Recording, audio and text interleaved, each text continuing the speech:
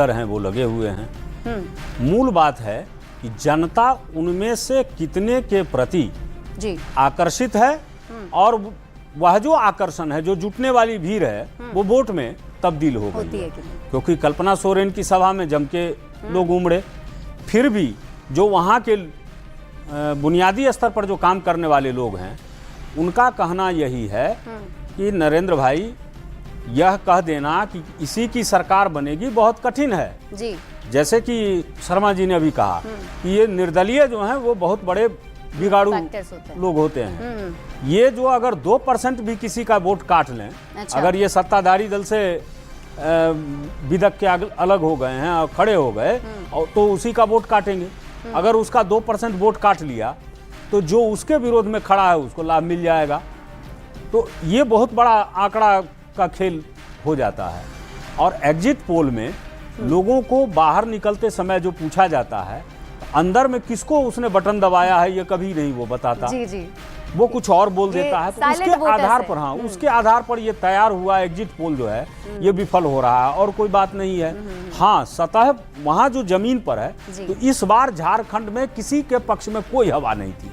जी जी, कोई हवा नहीं थी, एक तरफा नहीं लग रहा था। हाँ नहीं, मूल रूप से वहाँ हेमंत सोरेन ने जो कुछ काम किया या कुछ जो जनता के बीच उसको क्या कहिए, आकर्षक, हाँ, आकर्षक योजना। सिंपैथी वोट की अगर हम बात करें, क्या नहीं, सिंपैथी वोट नहीं, वो आकर्षक योजनाएं। अच्छा, 200 यूनिट बिजली फ्री, जी जी, वो मैया योजना में 2500 रुपया, ये सब सारी चीजें जो हैं वो मतदाताओं पर असर करती हैं। मतलब इसका मतलब सर है, हमें तो ऐसा लगता है कि कहीं न कहीं जो ज्यादा रेवड़ी बांटेगा सत्ता वही पाएगी। हालत यही हो गई है। वाकई के शर्मा जी, अगर हम देखें तो महिला मतदाताओं की बात करें तो उनकी भी बहुत अहम भागीदारी, बहुत बड़ी भागीदारी है भी कही जाती है। और सबसे तो ऐसे में ये भी जानना चाहेंगे कि क्या कल्पना सोरेन जो इतनी सारी चुनावी जनसभाएं कर रही थी, तो क्या महिलाओं को आकर्षित करने में उनकी कोई अहम बहुत ज्यादा भूमिका है। कल्पना जिस तरह से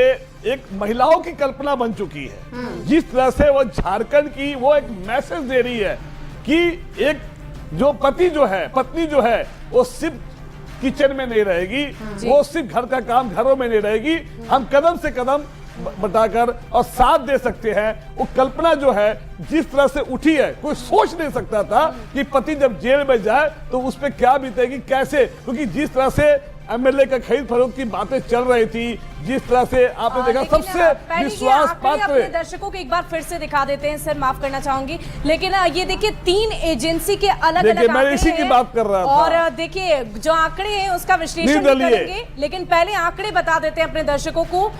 जो IANS मैट्रिक्स की जो आंकड़े हैं वो एनडीए की तरफ के रुझान में जा रहे हैं। 45 से 50 सीटें एनडीए को मिलती हुई नजर आ रही है। INDIA को 18 से 25, अदर्स को 0। लोक पोल ओपिनियन के आंकड़ों की बात करें तो 36 से 39 एनडीए के खाते में, और उतने ही 36 से 39 ही INDIA के खाते में भी, अदर्स को 3 से 4। और देखिए पोल्स ऑफ पोल्स क्या कह रहा है, वो आंकड़े भी हम आपको दिखा रहे हैं। 40 से 45, 27 से 32 INDIA के खाते में, 0 से 4 तक अदर्स के खाते में। तो देखिए हर एजेंसी के अलग अलग आंकड़े हैं, और जिसकी चर्चा अभी आप कर रहे थे निर्दलीय उम्मीदवारों की, उस पर हम एक बार फिर से चर्चा करेंगे। देखिए मैंने कहा ना कि निर्दलीय ऐसा ना हो जाए कि एक आदमी जो जीता हुआ, सिंगल निर्दलीय जो जीता हुआ, वो हमारे झारखंड का सीएम ना बन जाए फिर मधुकोला की तरह। और फिर वो जो घोटाले आपने देखा, जो उसकी जो है कोल गोट या और जिस तरह से घोटाले हुए, फिर उनको जेल जाना पड़ा, फिर गीता कोड़ा। और ये भी देखिए, लोग परिवारवाद की बात करते हैं, लेकिन आपने देखा पूर्व 4 सीएम के पत्नी, बहू और बेटे को जिस तरह से टिकट दिया, इस बार परिवारवाद को नहीं रोकना चाहूंगी। इस वक्त श्याम किशोर जी हमारे साथ जुड़ चुके हैं झारखंड से। जो आंकड़े अलग अलग सामने आ रहे हैं अलग अलग एजेंसियों की तरफ से, वरिष्ठ पत्रकार हैं वो हमारे साथ हैं। श्याम जी ये बताइए कि सबसे पहले इन आंकड़ों का विश्लेषण आप कैसे करना चाहेंगे? इन आंकड़ों का विश्लेषण करने की मेरे ख्याल से बहुत ज़रूरत नहीं है, इसलिए कि इन पे कितना भरोसा किया जाए, कितना ज़मीनी आंकड़ा है। ये आंकड़े तो कुछ पोलिंग बूथ्स पे कुछ लोगों से लिए जाते हैं, लेकिन जो आपका लोक पोल का है वो मेरे ख्याल से लोक पोल का वो मुझको विश्वसनीय थोड़ा लग रहा है। कि यहाँ पे लड़ाई जम के है, 50-50 की लड़ाई है। 50-50 की लड़ाई में भी बीजेपी जाहिर बात है कि पिछली बार 25 सीटों पे सिमट गई थी, तो इस बार वो अपर हैंड है, उसका ऊपर जाएगी, लेकिन किस हद तक ऊपर जाएगी ये कहना मुश्किल है। और दूसरी बात कि आज जिन 38 सीटों पे इलेक्शन हुआ है, वोटिंग हुई है, उन 38 सीटों में अभी तक क्लियर नहीं आया है कि पुरुषों ने कितना वोट किया, महिलाओं ने कितना वोट किया। महिलाओं का वोट ज़्यादा वैल्यू करेगा। फर्स्ट फेज की सीटों पे 43 सीटों पे महिलाओं ने ज़्यादा वोट किया था और महिलाओं का वोट ज़्यादा वैल्यू करेगा। जो आप लोग बात कर रहे थे कल्पना सोरेन की और जो कहा गया रेवड़ियाँ बांटने की, तो रेवड़ियाँ बांटने में सभी उसी की ओर झुक गए हैं। पिछले साल मध्य प्रदेश में जो लाडली बहना योजना शुरू की गई, उसका असर देखा गया था। अगर लाडली बहना बोल रही थी तो मैया योजना बोले। ये कुछ लोग जो झारखंड के नहीं हैं वो मैया को मैया बोलते हैं, मैं उनको करेक्ट करना चाहूँगा। मैया यहाँ बेटी को कहा जाता है और वो मैया बोलते हैं वो तो माता को। और अभी देखिए इसी की तर्ज पे महाराष्ट्र में भी घोषणा की गई है सत्ताधारी दल द्वारा, वो क्या यही बेटी करके वहाँ भी योजना शुरू की करने का वायदा किया गया है। करूंगी हमारे साथ विनय जी भी जुड़े हुए हैं। विनय जी, अगर हम इन आंकड़ों को देखें तो आप किस तरीके से इसे देख पा रहे हैं? जो श्याम जी कह रहे हैं, क्या आप उससे इत्तेफाक रखते हैं?